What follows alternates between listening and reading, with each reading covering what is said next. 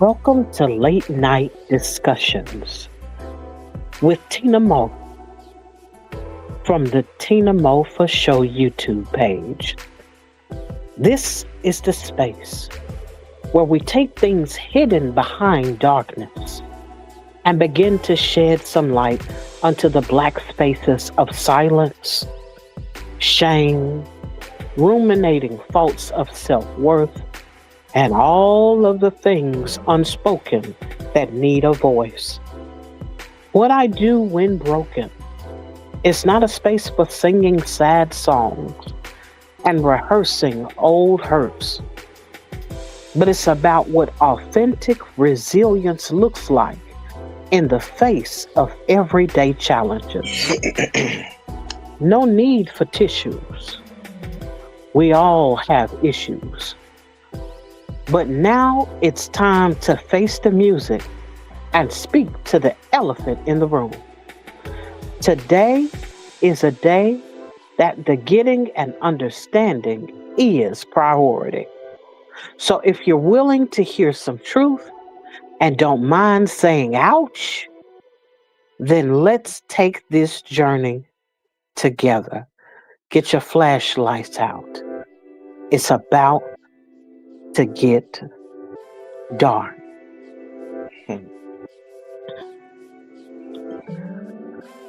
It's a super late night. Super late night. And one thing that I can say is that this night is something else for me. It's not easy for me to talk about the things I'm going to talk about tonight. And while at the moment there aren't anyone in the chat, which I do love, so I can say what I need to say. But tonight is genuinely an open panel. And so we may have some people that come in tonight, say what they need to say what they want to say. But above all else, what we're doing tonight is talking about what I do when broken. Procrastination, Part 5. And what can I say about that? Is that it's all about when you can't get away.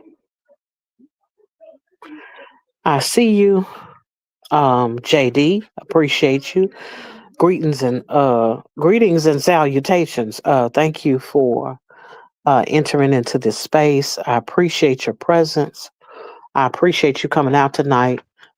I don't expect to be before you long, um, but I will be, in fact, trying to talk about these things as much as I possibly can. Um, because at the end of the day, I know that this is as always, or at least it seems, we'll be talking about some very, very heavy topics.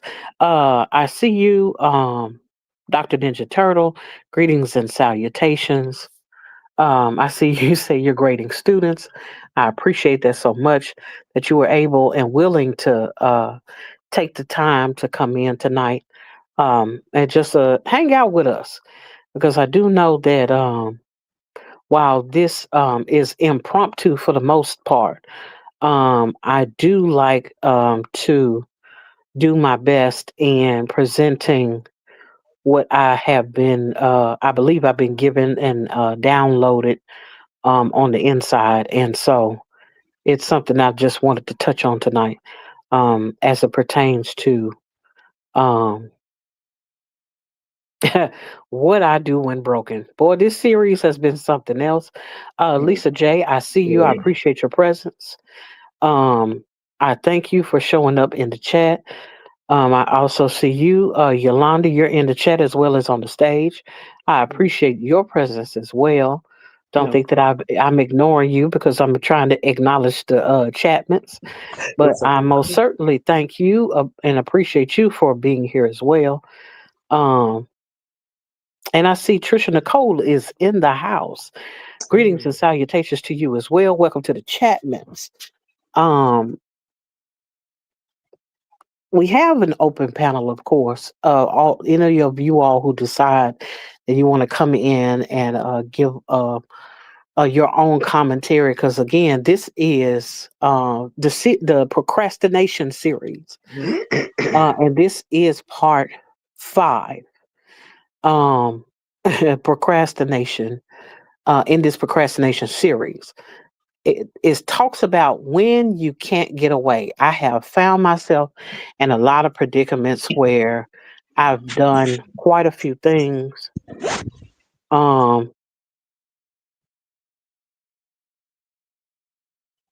I've done quite a few things in my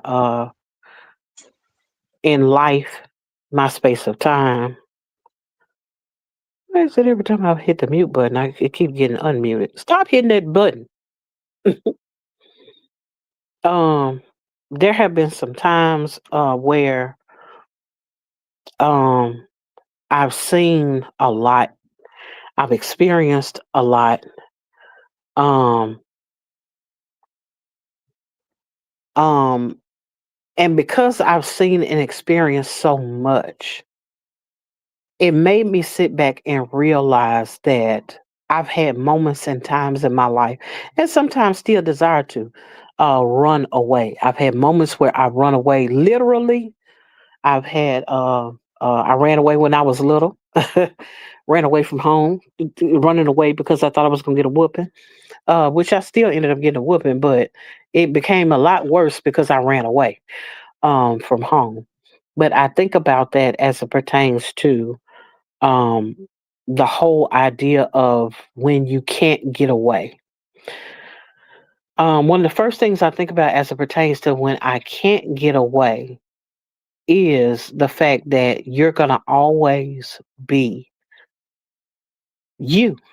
You're going to always be with you cannot get away from yourself. You can't get away from the thoughts that you have, and there's nothing under the sun um that will allow you to escape from who you are and the things that sometimes can really and truly plague your mind, depending on different situations that you have in life.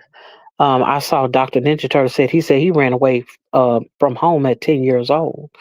Um, 5Gs, I see you. I appreciate you for coming in. Welcome to the chat, miss. Greetings and salutations. I most certainly appreciate your presence tonight. Um, but I'm talking about not being able to get away. You can't get away from your own thoughts. You can't get away from your feelings. And I've tried the whole thing of desiring to drink myself away, smoke myself away because I used to smoke weed religiously.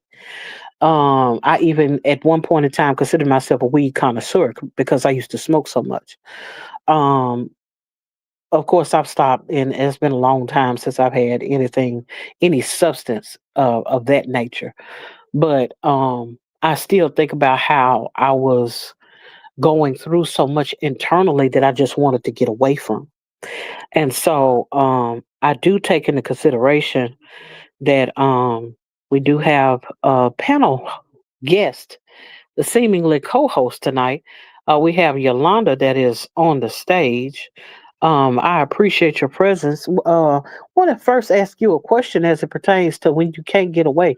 What do you think about as it pertains to getting away from your thoughts or getting away from some of the things that you've experienced in life? Oh my gosh.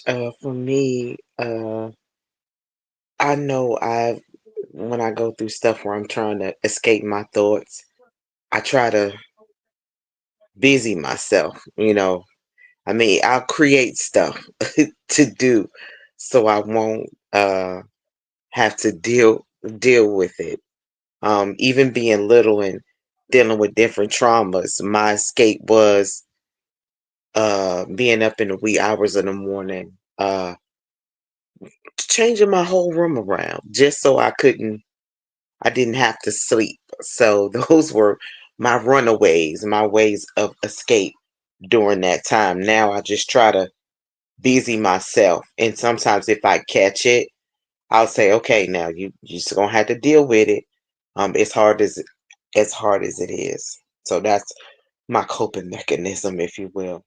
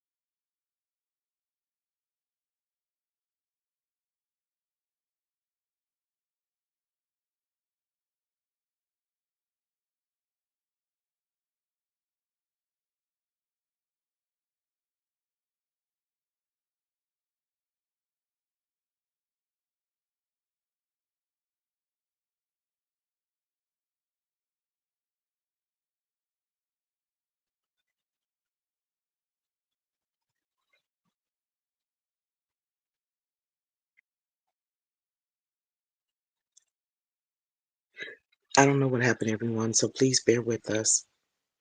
We might have hit a little bit of technical difficulty.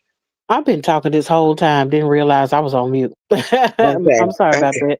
okay. Got to. I'm back. I'm back. I'm back. I'm back in here. All right. Um, one thing that I can say as it pertains to getting away is the fact that just as you were talking about coping, there are so many things that come to mind as it pertains to trying to get away, trying to cope with how we feel about ourselves, trying to cope with the experiences that we may have had that may have been negative in our lives, trying to cope with sometimes loss, trying to cope with the idea of about to lose things or transition in life, things changing, trying to cope with change. Um, And sometimes we can fight those changes. And in the midst of fighting those changes, we kind of zone out sometimes. We can, now whether that is a substance that's causing us to zone out, or we just get to a place where I don't want to be involved in this, and you just check out because that's the only way you know how to cope is not to deal with it at all. Um, I've had my moments where I wish I can get away from the things that bother me. And not necessarily the way that some get away. But I can say that even recently, I've had moments where I'm like, I just want to get away from things and responsibilities, and I want to get away from accountability. I want to get away from this space of being vulnerable and talking about the things that actually bother me, and not just talking about instances and events of my life, but discussing how things have actually affected me in a way that I'm not accustomed to. And so a lot of times I want to get away from that. I want to get away from the idea of someone knowing what it feels like to be in a vulnerable space. Um, and so I think about how um, I've been in the place of using substances. Like I said, I was chiefing like Wahoo with my little Mary Jane, and I used to drink a little bit, and what my little bit might have been a lot to somebody else because I could easily drink a 750 milliliters of just about anything you sat in front of me, which is a fifth. For those who do not, I'm not familiar with the milliliters, but most certainly I would drink a fifth of just about anything and not phase me. Like I wouldn't be tipsy, wouldn't stagger, and so a lot of times I would run around with half gallons of things. I had it bad for running around with a half gallon of E&J White at one point in time, and running around with what else did I used to have back in the day? I might have a half gallon of Grey Goose. I may have, now I didn't like that bumpy fan. I wasn't no gin fan, but when it came to brandy and vodka, I would just had a bunch of it, would have it in abundance. Maybe even rum at times, but um, I also tried the thing of traveling, just getting up and leaving and going as far as a tank of gas could take me. I would get up and I would go, or that's if I was even driving, because sometimes yeah, I've even found myself in the past, because of course now the times are different now than what they used to be. I would up and leave with a complete stranger, and look up. I would be in another state. I would be in another city somewhere, far away from everyone and everything, and not knowing how I was going to get back, not knowing if I was going to get back. And so I ask you, Yolanda, um, what would you say would be was your biggest vice as it pertains to escapism and wanting to get away, or what did you try to do to get away from the things that bother you? Ooh, for me, I would definitely I got heavily into drinking. I really did. That was something I did to put myself to sleep. you know, Oftentimes, drank till I just couldn't stand myself no more and just go to sleep. That was a big way of escape for me. That was one of the biggest things that I got myself into quite often.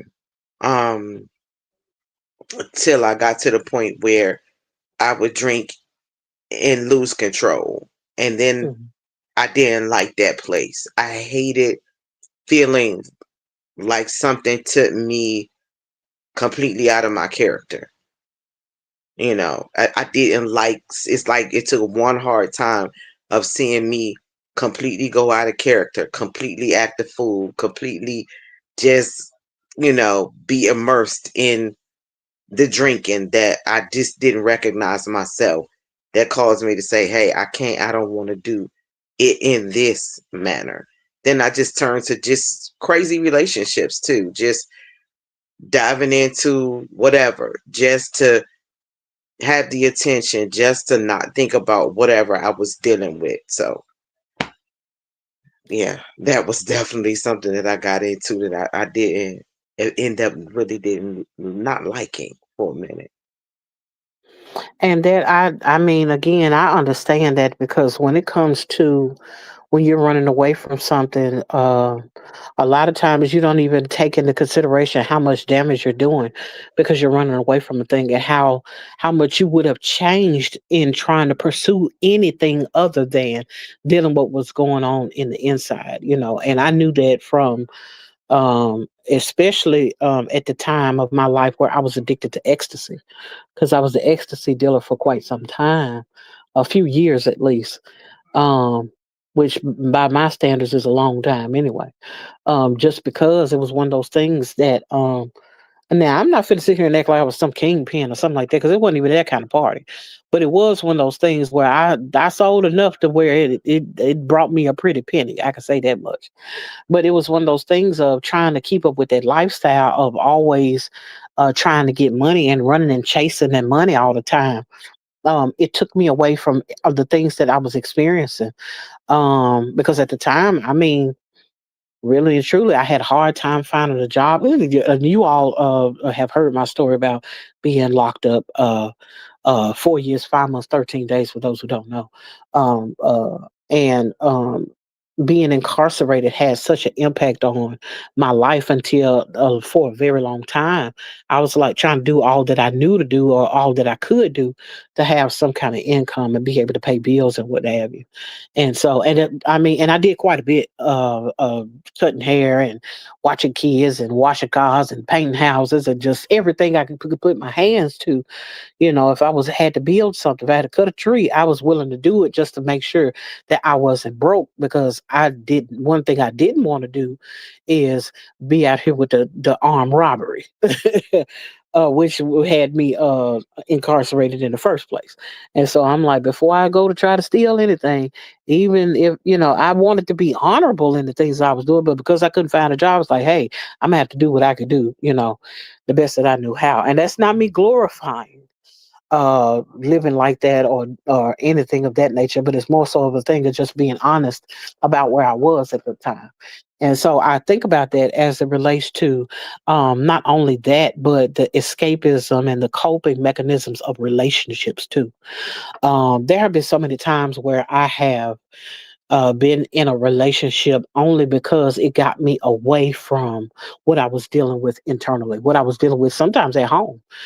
Things can be chaotic at times. I wouldn't get along with people all the time. I would bump heads with individuals, and so because I have a very very strong personality, and at any given moment it could cause quite a bit of friction.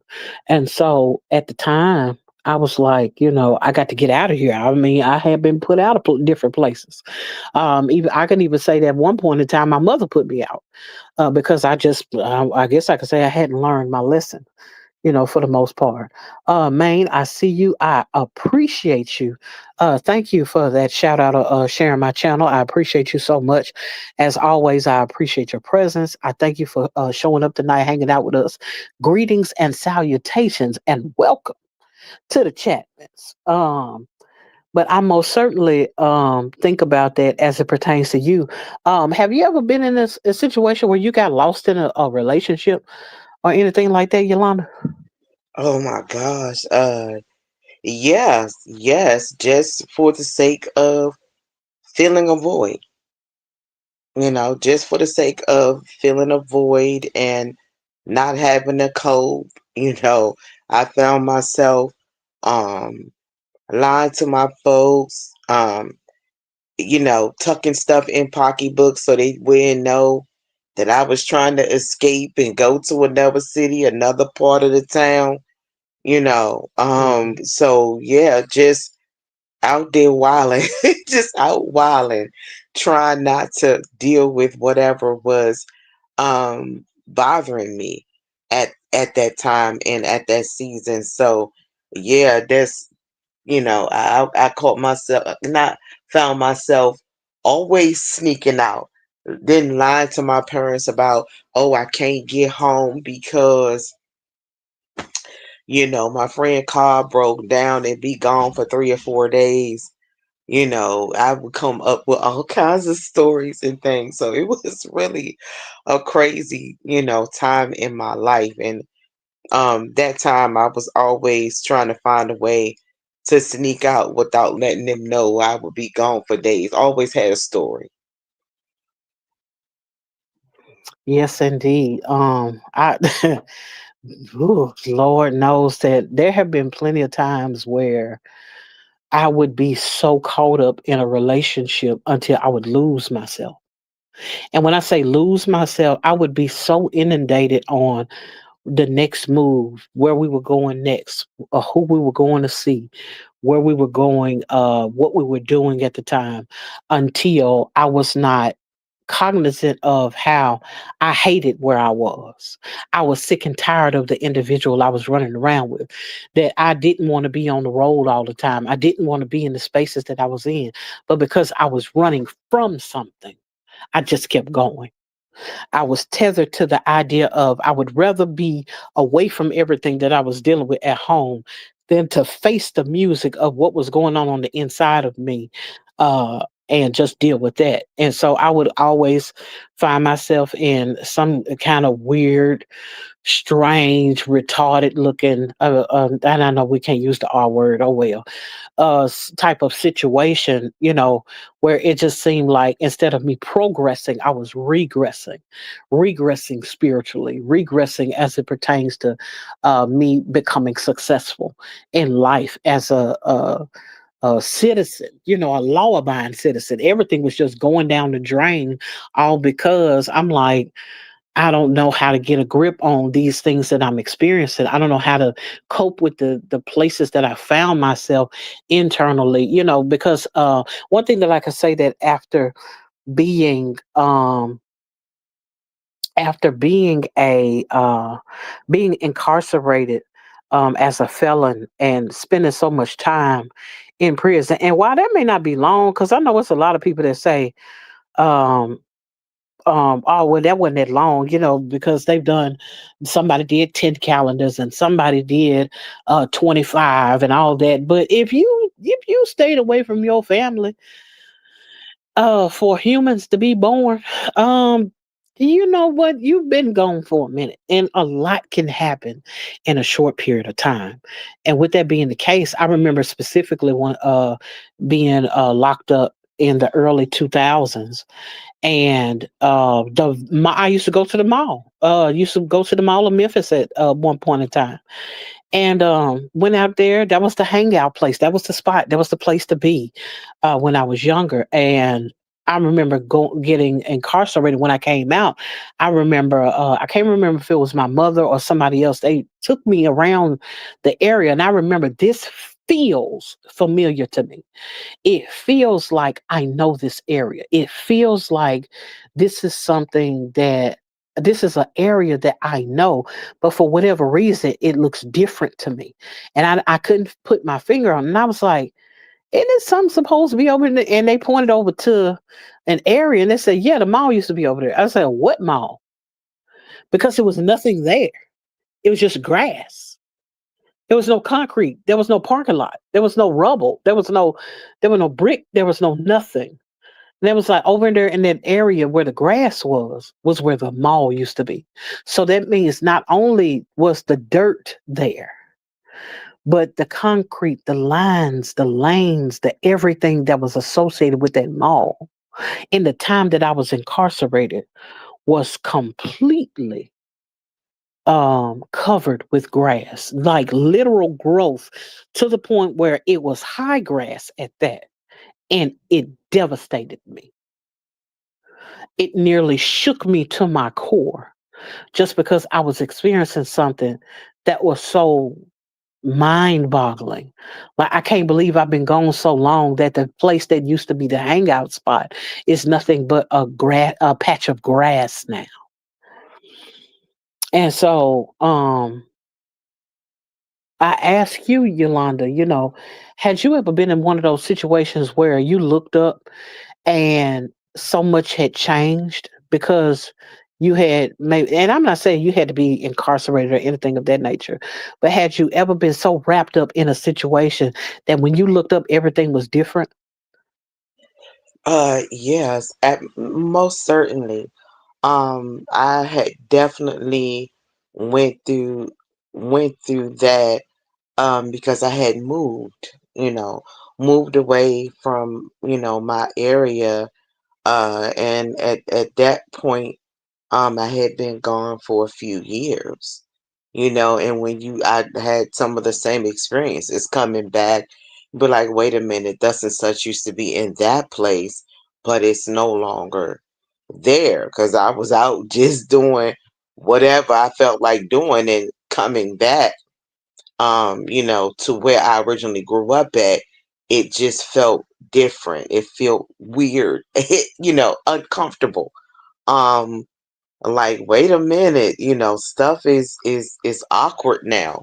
Things I'm used to seeing has changed. So I can definitely identify with what you were saying, how you were incarcerated and coming back and seeing stuff. It was the same situation for me, not being incarcerated, but just moving away for a while and being in my own world, doing whatever, and coming back like, wow, like, kind of feeling a little detached, Uh, that's what I went through upon just moving back to the area that I grew up in. So I can identify with that. Yeah, I definitely understand that whole thing. Dr. Ninja Turtle said, I moved to the East Coast from California over 30 years ago, and it has changed. The hood is gone, and high priced malls are there. And it's something else to see something that, that you identified with in one area, in one way. But then all of a sudden, everything that you know, everything that you've experienced, everything that you may have built a memory off of is now different, is now changed. And sometimes that could really affect you depending on the situation or what you've been experiencing, which takes me to my next point of how I wasn't necessarily running away from an event. And we all have bad things that happen to us. We all have we all have had negative experiences in life. I don't know nobody who's like, you know what, I've been happy my whole life. When I was born, I came with jolly and glee. I get that, but when you life keeps living, you keep living life, life starts to life on you, and all of the things that you experience, you start to find that, I'm getting into it with uh uh siblings, that's if you have any, you wish you had some, if you didn't have any, you feel alone. Sometimes you can be in a group of people and still feel alone. You could be experiencing things and that leaves you feeling alone. You can experience betrayal from friends and that leaves you feeling the feeling of being alone in your experience. And then there's the thing of you have bad intimate relationships with people, and that leaves you in a place where it's negative in nature, and you can feel alone and feel angry and upset about the fact that you feel betrayed even in those spaces, or feel abandoned by people. They were there and then all of a sudden they walked away from you. And one thing I can say that as it pertains to running away, sometimes we get to one of those spaces where I don't want to feel this anymore. I don't want to feel this pain. I don't want to be frustrated any longer. I don't want to be in a space where everything seems to be going downhill. I don't want this for myself anymore. And with that being the case, um, it made me realize that it just wasn't the events that I was running away from. It was me.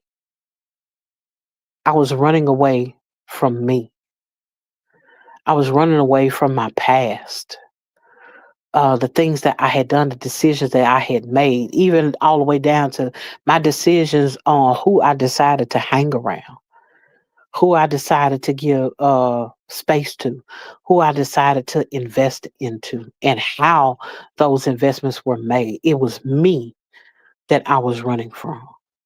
I was running from my past and running from the things that had me bound mentally. bound spiritually, running from things that had me in a space where I didn't like me anymore because I felt like my life was out of control. I felt like I couldn't get a grip on things to the point where I could feel like I was breathing again. It was me. It was just me.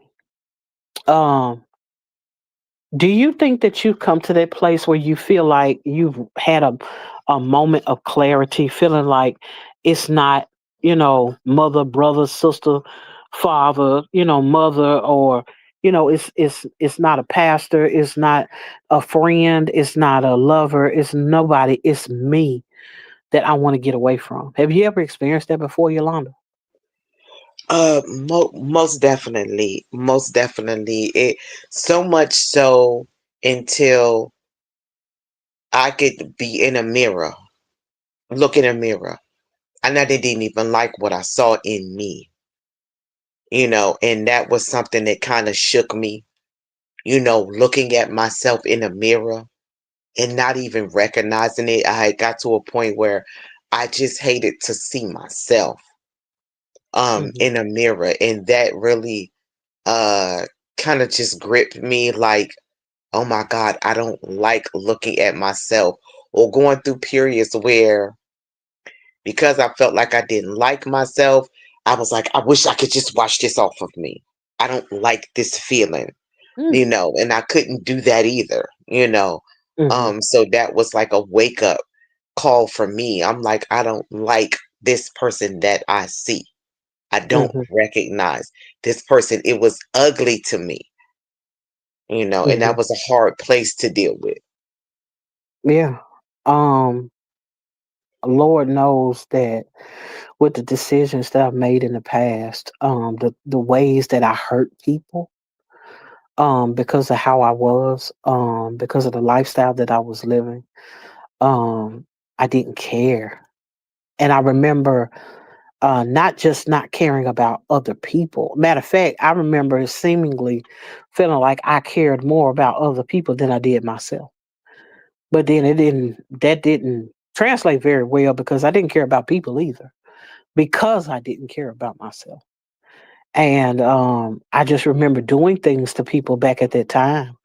Um, pulling out the pew pew and telling, well, I can't go into all of the details, but I lived that life of the real outside life, not just stepping out to get a mine or something. I'm talking about that real outside, living real raggedy, out here in these streets being no good.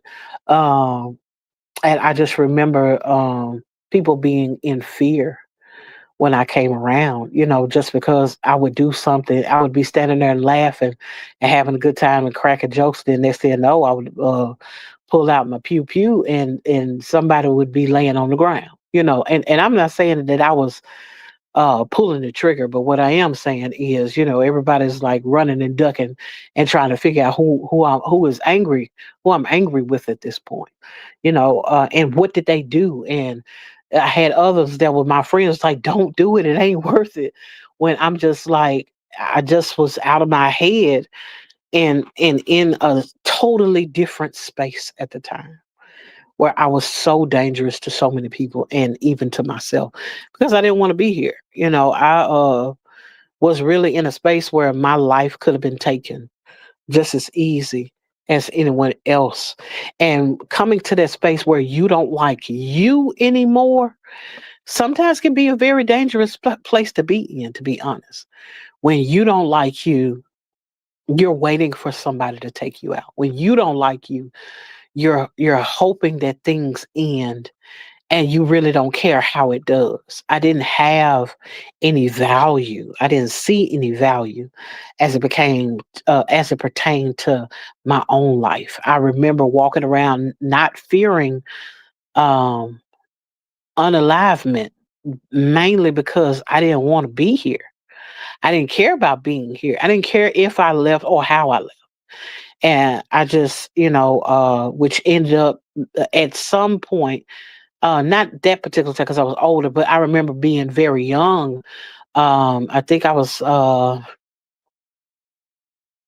somewhere around 14 or 15 years old, might have been about 15 years old. I remember trying to commit unalivement and personal unalivement with taking 50 Tylenol and chasing it with pine sol. And had to be on the unalignment floor at the hospital, all because I was trying to escape, all because I didn't like who I saw in the mirror, all because, and this was when I was young. This was before going to prison. This was before being incarcerated for plus years.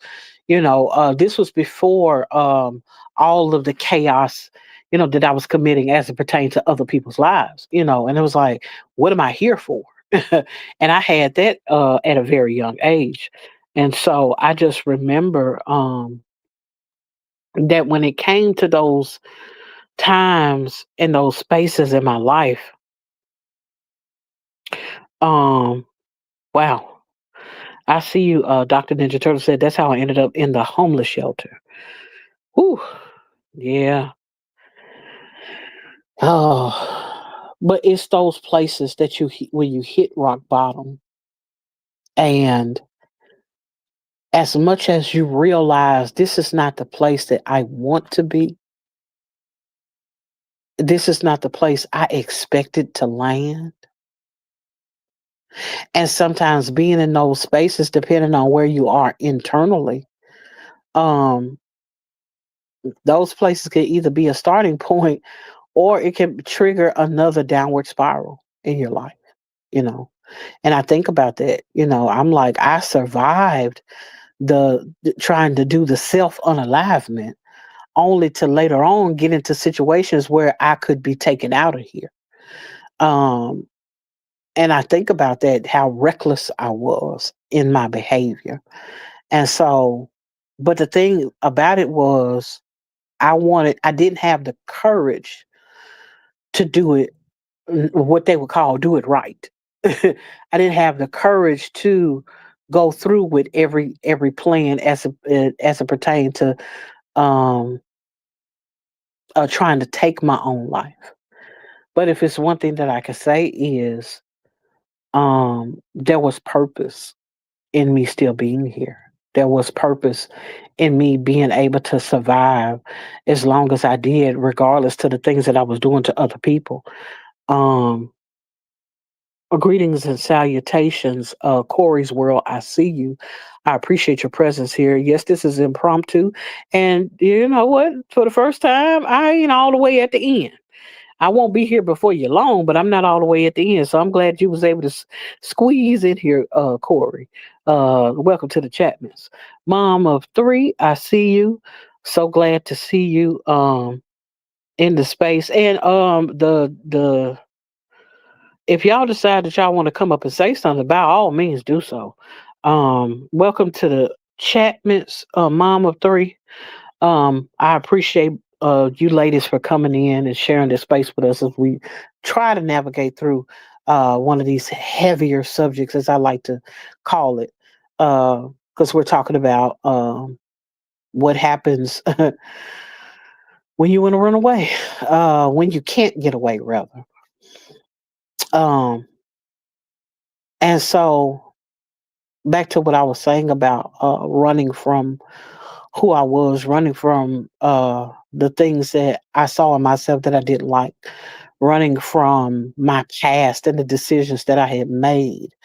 The second thing I had was found myself running from was I was running from my future.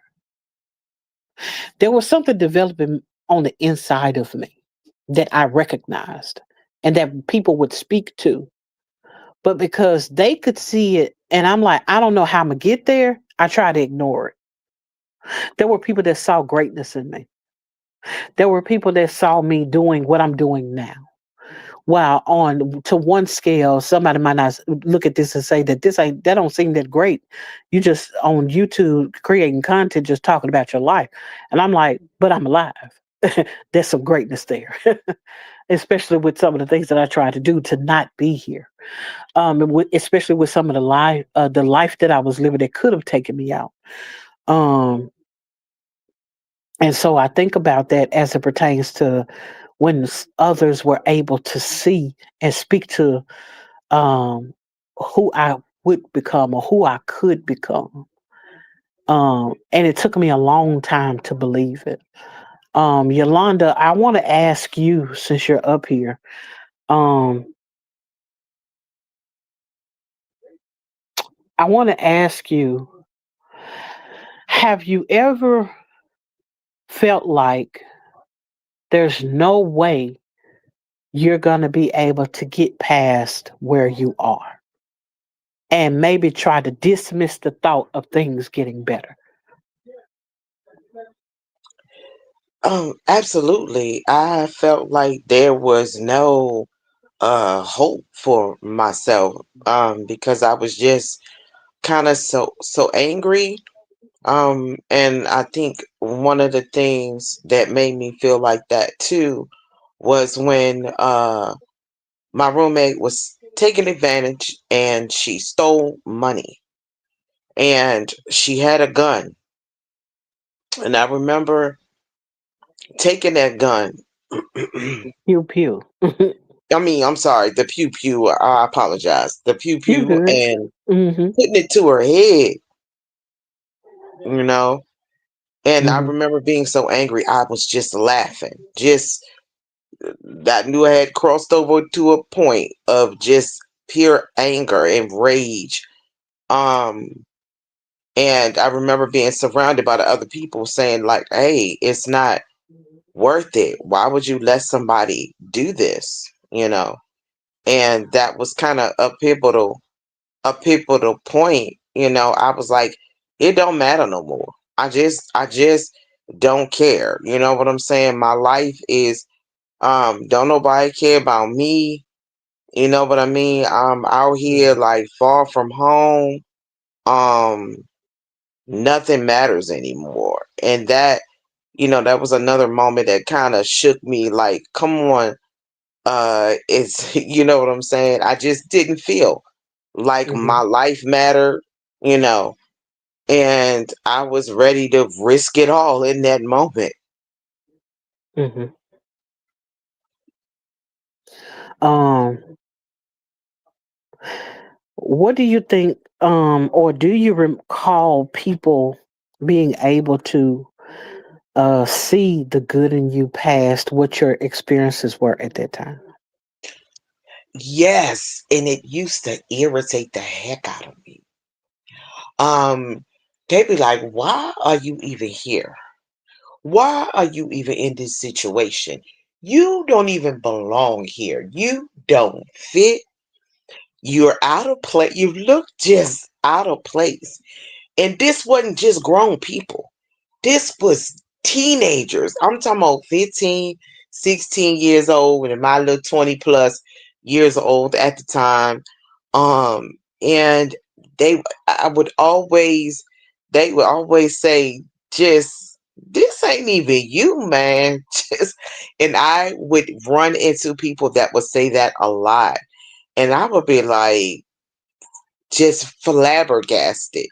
I more than I realized, I would stick out like a sore thumb, you know. Them like, that's not your character. Like, why are you carrying on like this? This don't even fit you.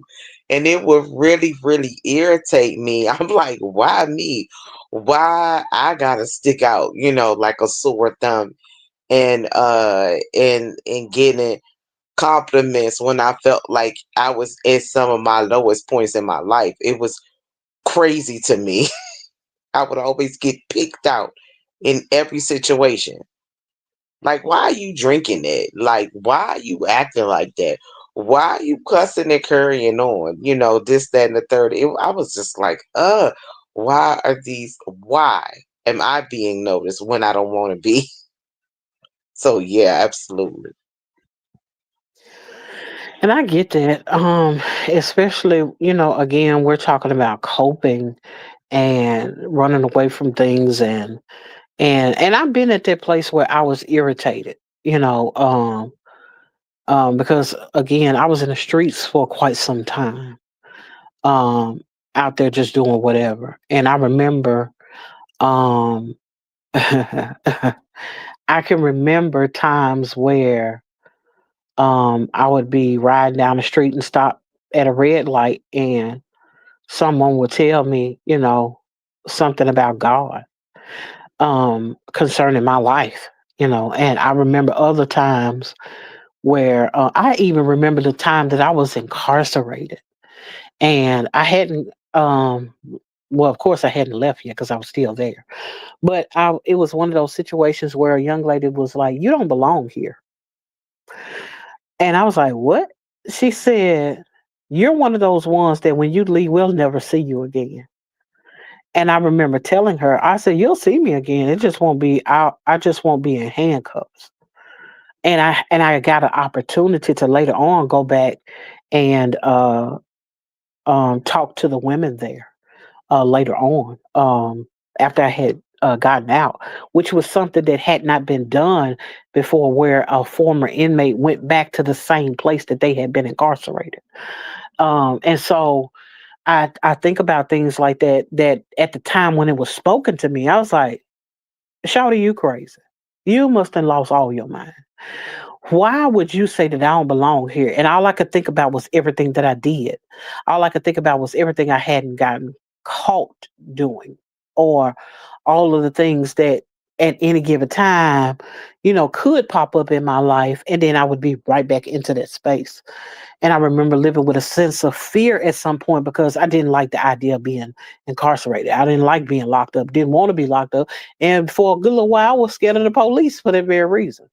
Um, And so I think about things as it pertains to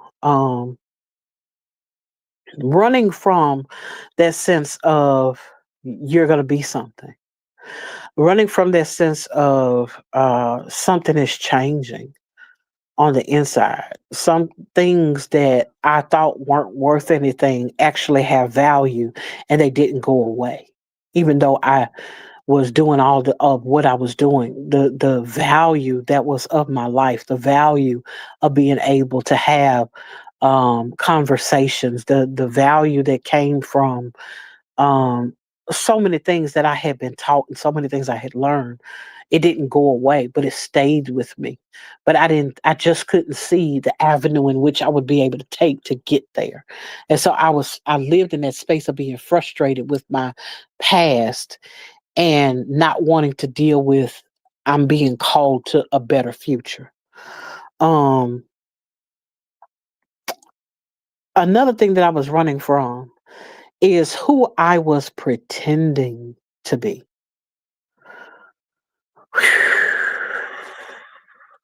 This sounds a little weird because it's like, how was you running from who you were pretending to be? I was pretending to be happy.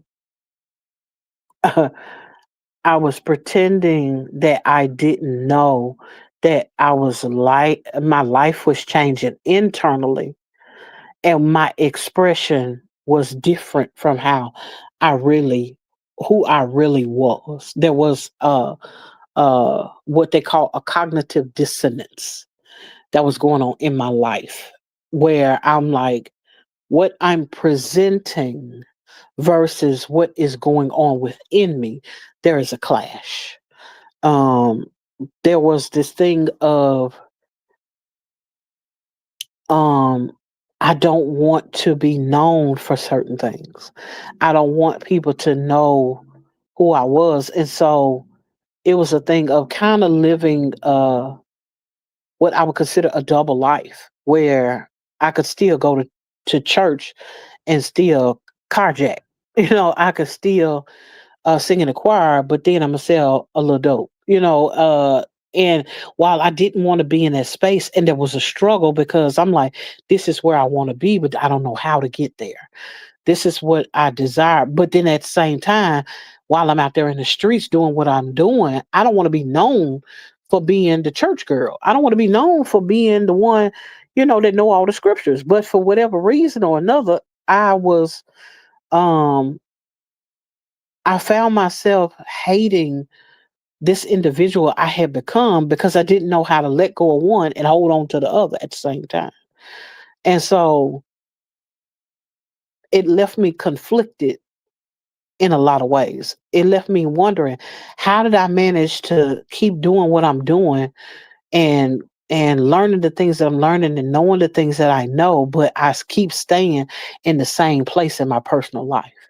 And I didn't want that. But I didn't want anybody to know that that was what was bothering me when I was out there in the street and I was mean as a rattlesnake because I didn't want to do what I was doing. I didn't want to be who I didn't want to be who I was presenting to people. But at the same time, I was running away from the thing that I felt like was the most authentic part of me. And I don't know if anybody's ever experienced that um where you feel like this is not who I am. This is just what I do. This is not who I am. This is just something I have this habit, but I'm really a person of that desires cleanness. I have these issues, but I'm a person who desires to live a life of morality, live a life that maybe even go so far as to say live a life that was pleasing to God. There were things that I didn't know how to handle because I was like, I'm in this space of wanting to get away from the streets, but every time I go somewhere, I'm always being reminded of how they see street on me. But then when I leave the church, the street is reminding me how much they see church on me. And so I'm like, I'm running from space to space, uncomfortable in every space that I go to because I don't fit in. So I was running from everything. I was running from the false elements that I had in the church because I was deeply um involved in as many aspects as I could. But at the same time, I was deeply involved in street life and didn't know how to separate the two because it was all a part of who I had become over time. But I didn't want to be any of those things, especially not together. And so I think about how you were talking about how you didn't like who you were, and people would be speaking to you, um, and how it would bother you when someone could be able to see something in you that you didn't know how to even articulate, or you didn't even know what to do about what they saw. Homebody Trish, I see you. I appreciate your presence being here. Thanks for hanging out with us. Greetings and salutations. We won't be before you too much longer. But I appreciate you coming in anyway to support. Thank you. Most certainly welcome you to the Chapmans.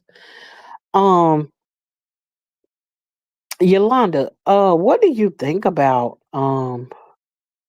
that whole thing of feeling like you can't get to that space? Or have you even experienced that where you felt like I want to do something different, but I don't know how to get there? But with me sticking out like a sore thumb in every arena, in every area that, like you were just talking about a minute ago, how did that make you feel, feeling like I'm not where I want to be, but I'm not exactly where I used to be? But I don't know how not to be where I used to be because parts of where I used to be is still here. What do you say to that? Whew. Um. mm, wow. I felt. I'm like, oh my gosh, this is a tough one. Um.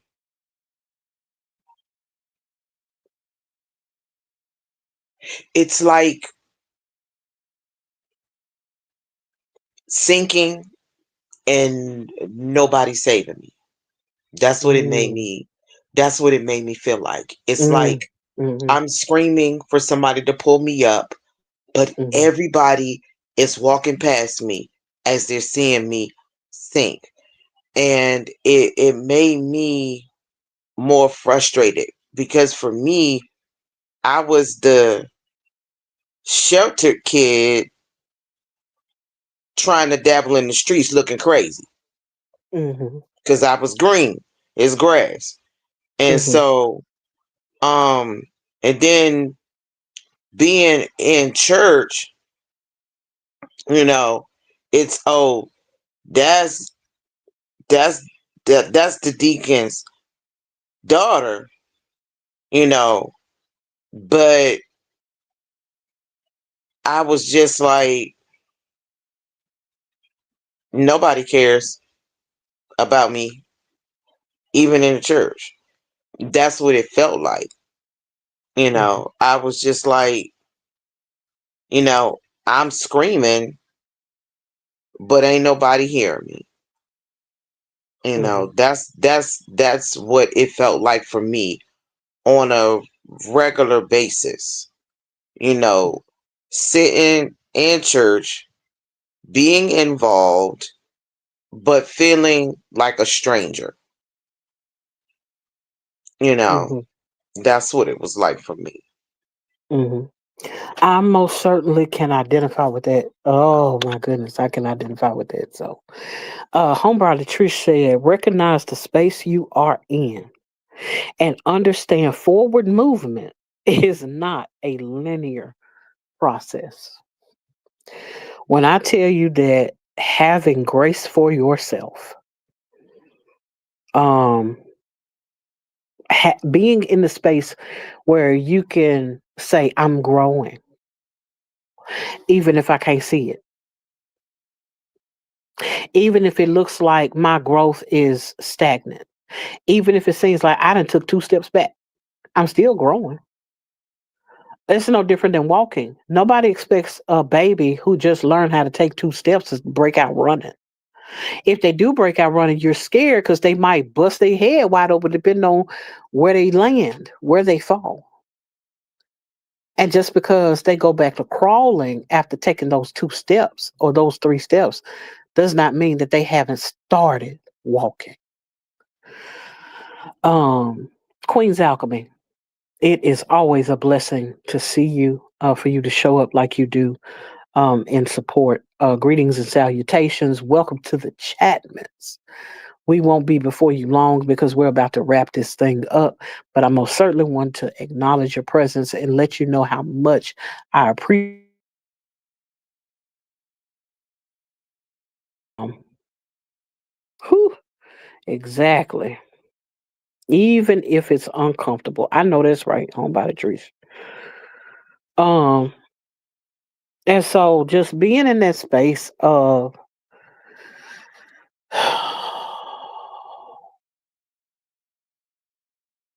at least recognizing that you need help, recognizing that I'm in quicksand.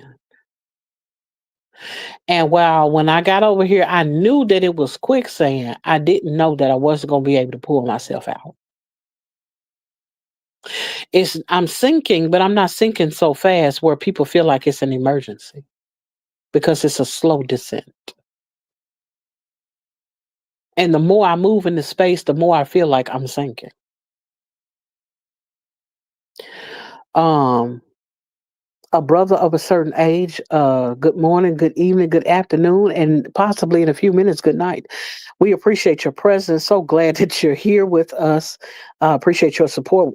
Greetings and salutations. Welcome to the chat as we are about to wrap this thing up. But I do want to say the to speak to what you were saying as it pertains to watching people walk past, feeling like people are walking past you and they see you in trouble, but they just keep going. Um, and sometimes that is a thing where people can see you in trouble and they walk away from you, mainly because they don't have the capacity to help you. And that was a hard pill for me to swallow my own self, is the whole understanding of just because they in church don't mean that they can help you. And that goes from the preacher in the pulpit all the way down to the usher in front of the door. Everybody does not have the capacity to help you when you're sinking. Um, Queen's Alchemist said, I appreciate the platform that you hold here. My sister is definitely a place of expression and an opportunity to reflect. Thank you so much, Queen's Alchemy. I appreciate that. And yes, I have to admit the fact that it took me coming to a place where I was okay if nobody came to save me. If no one was able to come and rescue me, that was okay. Now it took me a while to get to that place, but it was okay. Um, the last thing that I want to touch on, uh, pause. The last thing I want to discuss is the fact that I was running from the changes in me. I was running from the changes in me. I saw difference taking place and it was uncomfortable. I saw how I could feel how the places that I had been that I used to not care about, I cared about now where I was. I cared about the spaces that I was in. I cared about the company that I kept. I cared about the things that I thought and the things that I said. And it was those places that sometimes would be burdensome to know that these things are happening inwardly, but nothing on the outside has changed yet. And so sometimes I found myself running away from or attempting to run away from the fact that I'm about to lose everything around me. And I tried to hold on for dear life. That's what I mean by running from the changes in me. Hello, coffee. I see you. We about to wrap things up, but I appreciate your presence. Appreciate you coming here and sharing this space with us. Greetings and salutations. Welcome to the Chapmans. Um, but if it's one thing that I could say as it pertains to that running from the changes in me, the running from the changes in me meant that as I changed,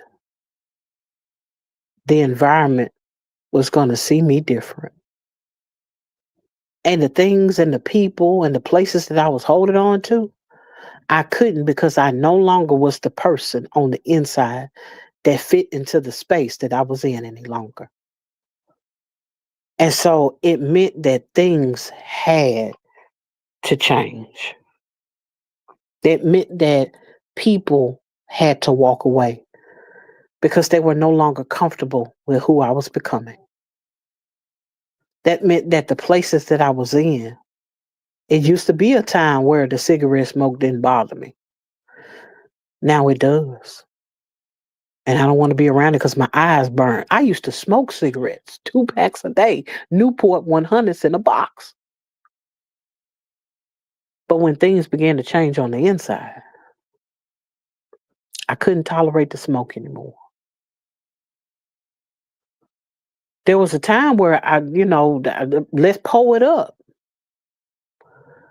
I couldn't pour up anymore.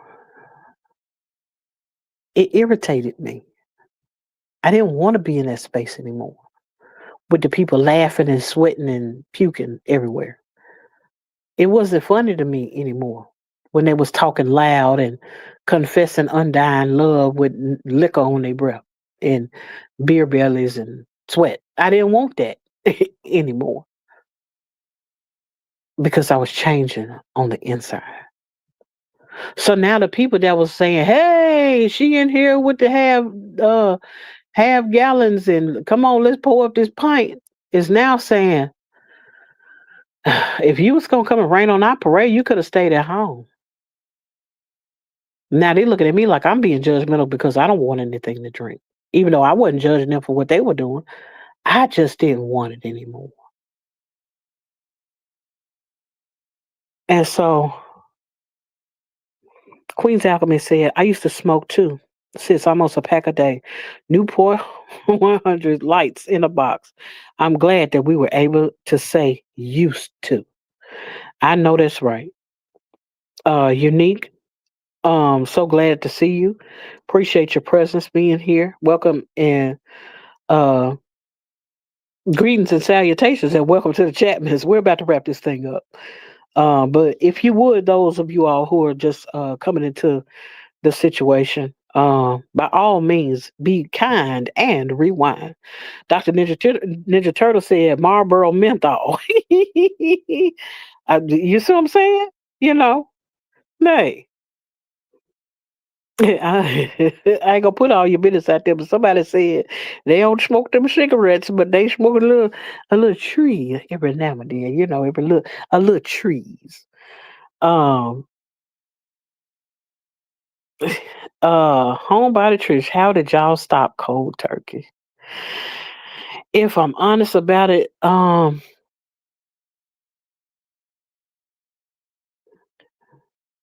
God did it for me. I asked him to take away the desire. I did. Um, Not only that, it was the thing of I wanted my whole life to be different. It wasn't just the cigarettes. I also wanted peace because without peace, I was going to continue to keep smoking. I didn't have peace inwardly. And my first thing was my nerves bad. I stayed talking about my nerves bad. I need a cigarette. I got into it with my sister one time. She said, "You nicking." That was her favorite thing to say about me because she was talking about I was having a nicotine fit. You nicking. You acting crazy. You nicking. I wish you go and get a square. You nicking. I'm like, will you going on with that? But at some point, I was like, I don't want that anymore. I don't want my clothes smelling like smoke. I actually want to smell good. And I ain't saying that everybody walk around smelling funky, but you know it's a big difference between a person that smokes versus a person that doesn't. Um, Unique said, I just don't like that smell of cigarettes stay on you even when you're not smoking them. Absolutely, it does. You know, you can wash your clothes 100,000 times, they still gonna smell like it. Honestly, quitting the cigarettes started the same way I quit eating meat. My intuition led me to it, and it just happened. I shared that story earlier. I'll tell you, when there are changes that come into your life, it's some things that just go with it. When you change internally, the things that are attached to those changes change with it. I just asked God to come in and start changing. I started submitting to those changes because I knew it was coming anyway, eventually at some point. I just didn't know that me letting go of my past and not allowing it to rule me, not allowing it to make me feel a way about myself, allowed me to have a little more peace. Me not running away from the future that I saw coming to me that was going to cost me the friendships that I had for a long time, many, many years, well over a decade. Those things changed and I had to be okay with it. And the more okay I was with those things changing, the more peace I had. And the more peace I had, the less I needed something to help me have peace. And so it's those things that come into our lives that we're like, the more we let go and the more we stop running from the changes that are coming, we start seeing them come in naturally, come in easily. And I didn't need a nicotine patch. I didn't need no Nicorette gum. I didn't have to do a 12-step program to quit drinking. I just wanted something different and was willing to, by any means necessary, have that difference in my life.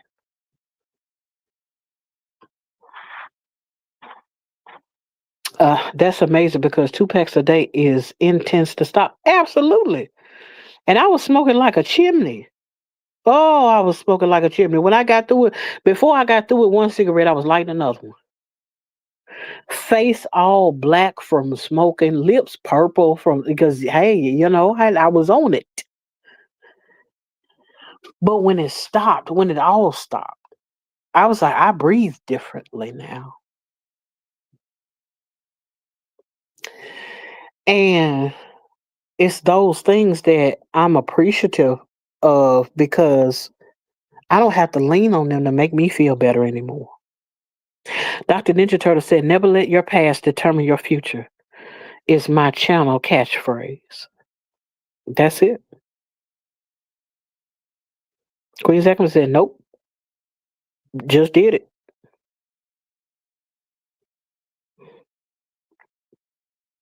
Um, Yolanda, you still there? Yes, absolutely. I am definitely still here. For me too, I just got to the point where I was like, I don't want to do this no more. Um, with the drinking and stuff. And I just made sure that even if I had to get a snack for myself or the kids, I wouldn't go in the liquor stores, anywhere that sold liquor. I would stay far away from there. And if people were drinking, I would dismiss myself. That's how I ended up kind of just weaning myself. I just kind of asked God for the strength to do it. And one day, one step at a time, I just tried to stay as far away from the very appearance of it as I possibly could. And I just thank God that I didn't, I've had friends that I've supported that have gone through AA and things like that. But I just thank God for the strength to be able to walk away, on my own, so to speak, not without the help of God, of course. Hey, like I said, I don't expect everybody to have the same faith. I don't have it expect everyone to have the same set of beliefs. But one thing I can say is that everyone can change if you want. And if you desire to, it'll come if you want it bad enough. Um, I just know that as it pertains to running from the changes in me, I don't want to run anymore. I don't want to run away from the things that have been holding me back, keeping me in a state that I don't want to be in. I don't want to keep running from the experience of vulnerability. This conversation was not easy for me. I could tell you that right now. No different than it wasn't easy for me to quit smoking. I had an attitude that was out this world for a good little while, but it eventually went away. um, when I quit ecstasy, I was addicted to ecstasy because, like I said, I was selling it and I sold it for a few years. When I was addicted to ecstasy, um, I remember coming to a point where I couldn't find anymore. And I was used to making a lot of money. And so I was ready to re up and couldn't find it. It was a drought. And I remember my body had me in such of a rage. I was feeling sick to my stomach because I couldn't find them. Um, and that's when I realized I'm like, oh, I'm addicted for real. Like I'm over here feeling like I'm jonked out here. And so I never forget this. I was at my mother's house and I laid on her couch for 3 days. Only time I got up was to go to the restroom or to take a shower. I would spend like maybe a few hours in the tub and get up and lay back down. And I did that for 3 days straight in a ball. There were other people. Now, let me tell you about this addiction because I'm saying this because of change. I was taking at the time enough where it could have killed me, but it didn't.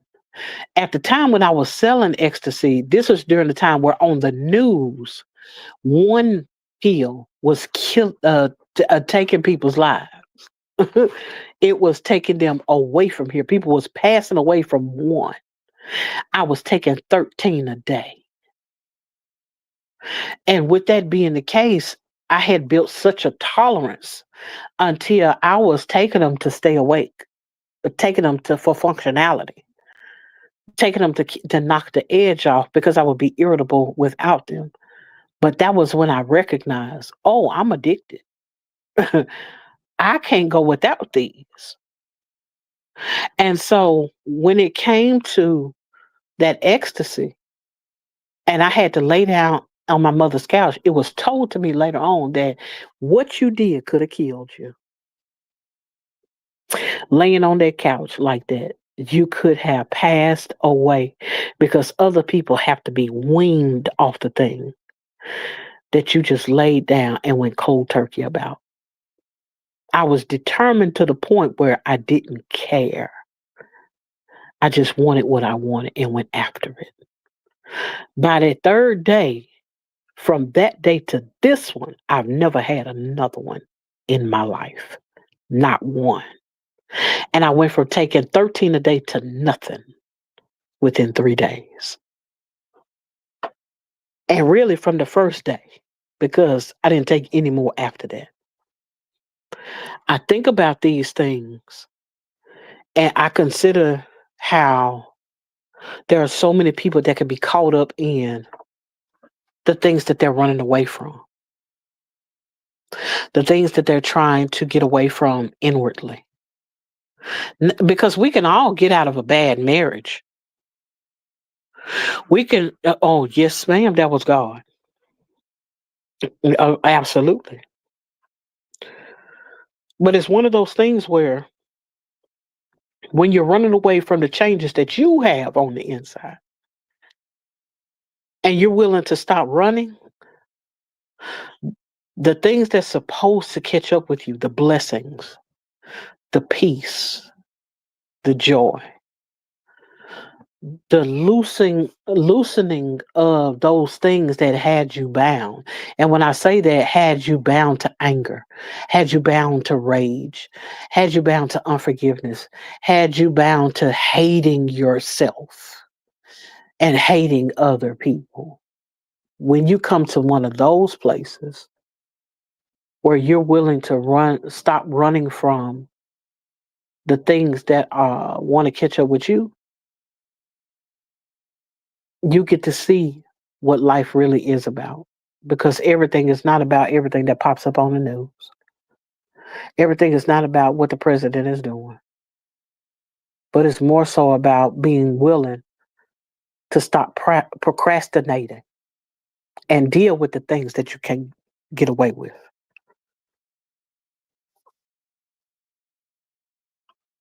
Brooklyn Beauty, I see you. I quit the drink. Cheers to that, honey. Thank you for coming. I most certainly am at the end. If you would be kind of rewind, but I most certainly have appreciated your presence. I welcome you to the Chapman's greetings and salutations. Your presence is most certainly felt and important in this space. Thank you. Um, do you have any last thoughts, Yolanda, before we get out of here? I'm just grateful that I pushed my way and came on in. This was definitely not easy, but I am so grateful that I was here tonight, and I'm grateful for those that shared in the chat. Um, I'm just looking forward to the next one. I really am. Let the people know who you are, because I should have said this a long time ago. And it's Tell the okay. people what your channel is, tell them what your name is, and let them know a little something about where you're coming from. Yes, the name of my channel is Brit Family Fun. People either call me Brit or Yolanda. Either is fine. I have a lifestyle channel. I work out in a segment where I call Get Fit with Brit and Chat. And in between there, I do conversations with Brit. I also do cooking with Brit. So I do go live on occasion and cook in the kitchen as well. So I appreciate you giving me the opportunity to share a little bit about my channel. Also, my children do on occasion make cameos, appearances in the midst of it. That's why I affectionately call it Brit Family Fun. Well, you have heard it here. Thank you all for showing up tonight. I didn't expect to see as many of you all who did show up. For those of you all who have been in the bushes just listening, my mama be one of them bush watchers, so I have to acknowledge her a little bit. Because sometimes I be ignoring the people in the bush, but they be important too. I can't say my mama in the bushes ain't important. So I must acknowledge her too. So, mom, while you're listening over there, hi, mom. Beyond that, I just wanted to say thank you all for taking the time to listen. I hope that you all are able to find the space of um, vulnerability, transparency, and being able to just face, um, take a good look in the mirror at yourself and be willing to be honest with yourself. Um, Even if you aren't at a place where you can discuss it with other people. Take the time out. Take the time out to discover who you are or who you want to be. Take the time to allow yourself the space to grow and stop running from who you really are, but allow the greatness to come forth so you can see all the blessings that are due to you. I appreciate all of you all for coming out. And as I say always, God bless you and good night. Good night. Good night, everyone.